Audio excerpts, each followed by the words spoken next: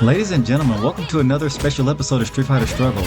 Once again, we're going to discuss some current events that's going on in the world, and hopefully it can resonate with you. Of course, I'm wearing my shirt, Street Fighter II The Fallen, and what I want to discuss first is that very shocking news and most recent headlines in the realm of professional wrestling.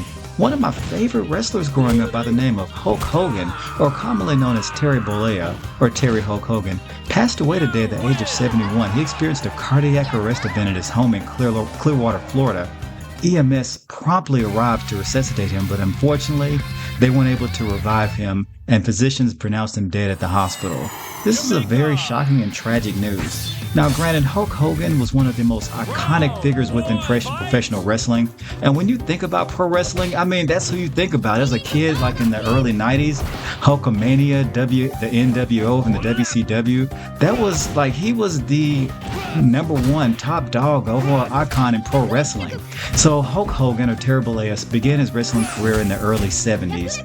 With his impressive 6'7", 280-pound physique, he was trained by the Japanese sensation and historic Japanese trainer, Hiro Masuda, and he began his wrestling career in the early 70s.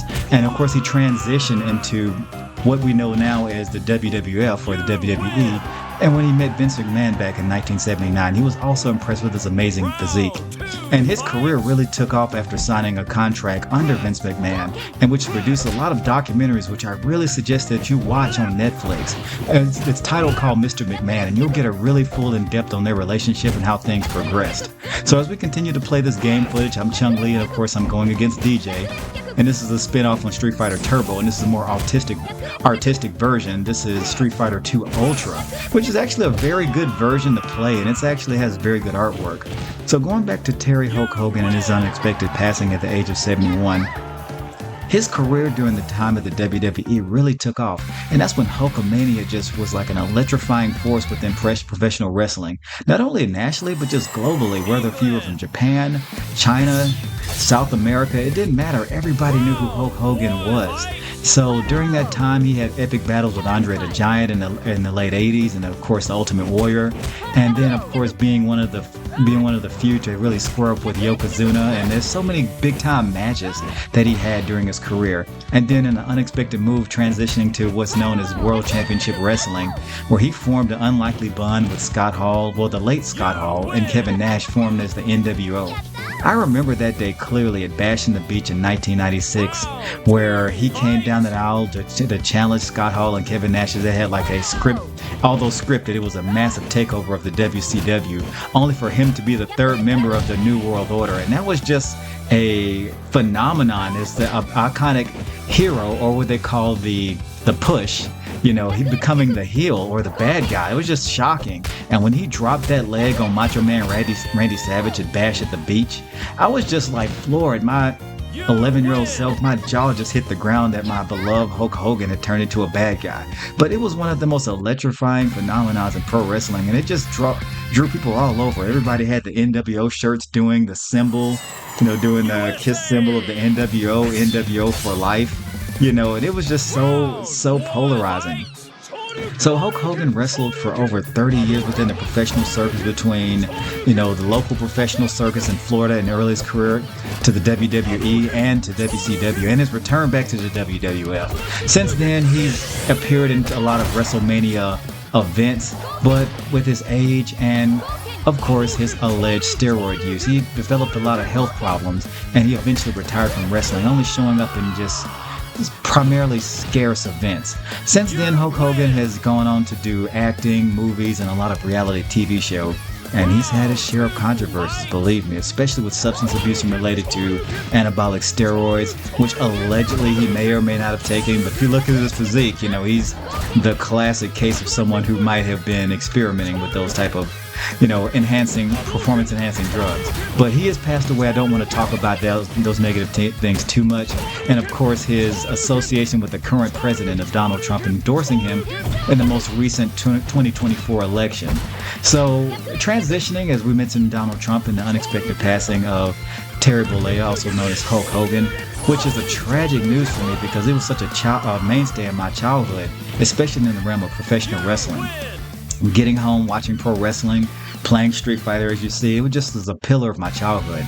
So transitioning, talking about Terry Hogan and his association with Donald Trump and his endorsement, Donald Trump once again is finding himself in even more hot water, and a lot of the companies that have supported him in the past are also finding themselves in very difficult situations.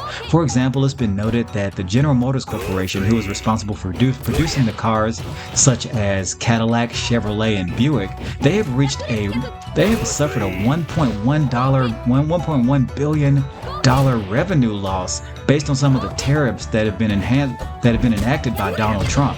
This is a man, that Arenchi throw was just nasty. I gotta be careful. This E.HONDA is very tough. So as I'm playing, I just want to, win this match and talk to you about the current events and make this more of a man cave where we just talk about everyday topics.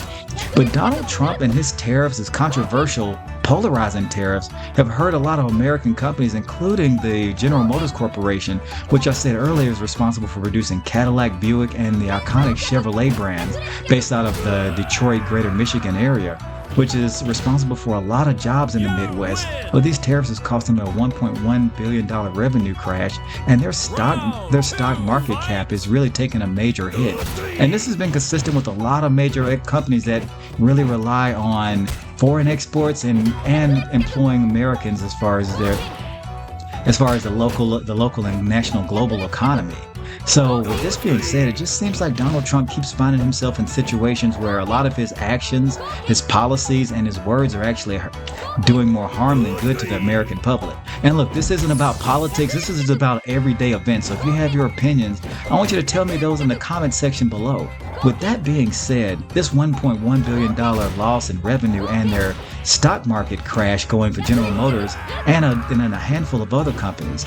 In addition, a lot of Donald Trump's policies have really cut a lot of jobs within the United States. A lot of his cuts from the Department of Education down to the USDA, UNICEF, a lot of organizations that rely on government funds, and hundreds of jobs, if not thousands of jobs around the United States have been downsized or even completely terminated based on a lot of Donald Trump's budget cuts.